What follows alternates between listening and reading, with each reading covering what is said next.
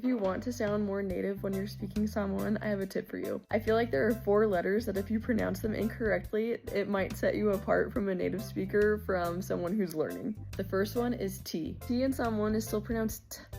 However, I feel like the native speakers will pronounce it a little softer. It's not as harsh. So for example, let's use the word for boy, tama. Tama is still correct and that sounds right, but sometimes I feel like they say it a little softer.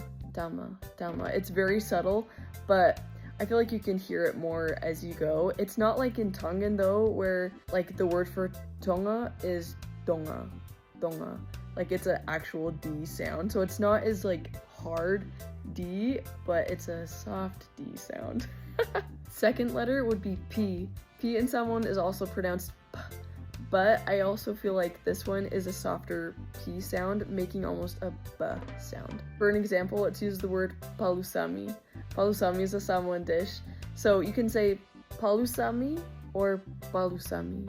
I feel like there's just that slight B sound to it that really sets you apart. Again, these are all really subtle, but just something to keep in mind as you're going. Okay, the next letter is K. K in Samoan is also pronounced K, but I feel like most people will pronounce it more as a G sound. So for example, let's use the word boy again. So instead of saying tama, you can say kama. It's not kama, like it's not a hard, sharp K. It's a kama. It's more soft. Here's another example. We can use the word for like us or we, tato, which can also be pronounced kako. So it's not kako, it's kako. Kako. Kako. Can you hear that? I don't know if you can. Hopefully this is making sense for you guys. The last letter that we're gonna do is G. I went over G's in a previous video, but G's aren't pronounced G, they're pronounced nga, nga.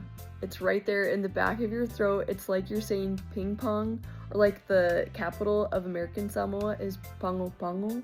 So ping pong, Pango Pango. It always makes you smile when you hear people say Pago Pago instead of Pango Pango. Hopefully you can kind of hear those really subtle differences, but I promise that when you try to just soften the way things sound, you sound way more native, way more fluent when you do, and it just sounds a lot better. Samoan is such a beautiful, smooth language, and so yeah, just avoiding all those like hard consonants, it just makes it flow so nicely. Hope this helps you today. Aloha fatu.